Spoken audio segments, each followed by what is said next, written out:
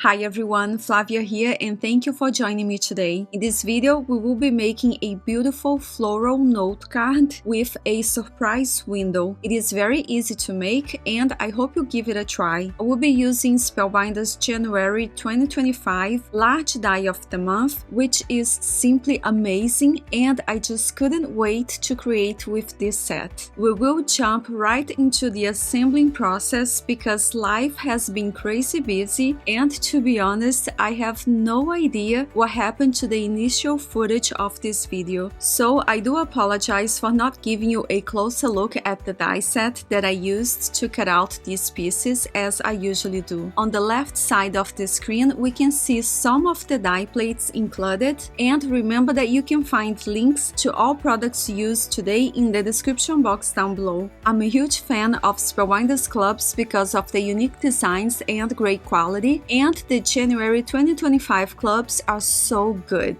I also love that all of the different clubs go together very well, making it easier for us to come up with design ideas. The large die club is called Botanical Atrium and comes with 20 plates that we can use to cut out many types of blooms, leaves, vines, and sprigs. We also get 2 large plates to cut out a solid piece and an intricate piece to make an atrium, which I will show you in a minute. To cut out these pieces that I am putting together now, I used Spellbinder's cardstock in the colors Rainforest, Peach Sorbet, and Persimmon, along with a glitter cardstock for the center of each flower for some sparkle. These die-cut blooms are just gorgeous, and when I have the time, I will cut out many more in different colors so I can have it ready to go the next time I need it. And I will probably be using this die set again to make Mother's Day note cards. I think this set will be perfect for that occasion. To glue these pieces together, I'm using the Bearly Art Glue, which is the one I trust will make my note cards last a very long time.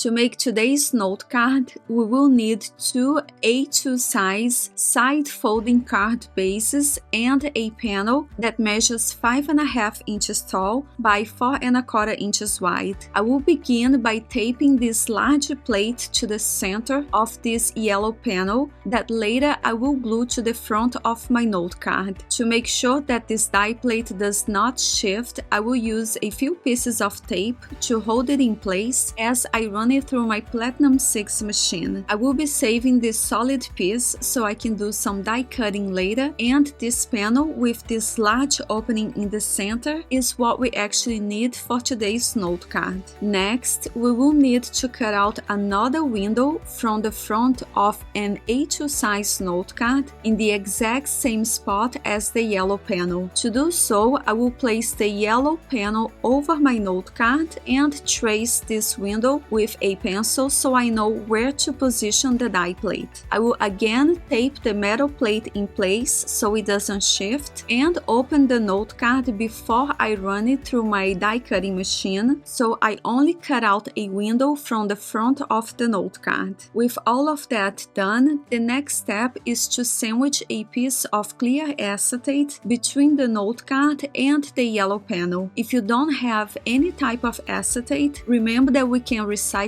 acetate pieces that sometimes comes in packages that we buy, or if you have a laminator, you can simply laminate a clear pouch. By cutting out this window, a section of what we glue inside the note card will be visible and part of the front panel design, creating this way a fun surprise for the recipient. And since we added that clear piece of acetate, we now have a surface where we can adhere the intricate die cut frame for this botanical atrium. Since this die plate to cut out the frame is very intricate and I do not like using liquid glue on top of acetate because it can get very messy, I will now adhere this piece of silver cardstock to a large piece of double-sided adhesive before I die cut my next piece. This will turn my next die cut into a sticker, eliminating this way the need of applying liquid adhesive in the back. So here is the intricate die plate for the atrium frame. Again, I will tape the metal plate in place before I run it through my die cutting machine. It did cut out beautifully, however, since there is this sticky tape in the back of the cardstock, all of the individual die-cut pieces are now stuck together to the sticky tape, so before I remove the die-cut frame that I need for this note card, I will add pieces of clear tape in the back to hold all of the remaining die-cut pieces together in place, so I can later use them to do the die-cutting inlay technique for another note card that I will show you at the end of this video. Once I am done adding pieces of clear tape to the back of this large die-cut panel, I will carefully remove the die-cut frame with the help of a craft pick and adhere this piece on top of the clear acetate. This silver cardstock that I used to cut out the frame is by Recollections, and as we can see here, the back has a craft collar which we can see from the inside of the note card. If this bothers you, one solution is to cut out another piece from white cardstock and glue it inside the note card to hide the back of this frame. However, I will leave it as it is because I don't mind it. Another great option is to use Spellbinder's Mirror Silver cardstock, and I honestly wish I had thought of that because Spellbinder's Mirror cardstock has this silver coating on both sides of the paper,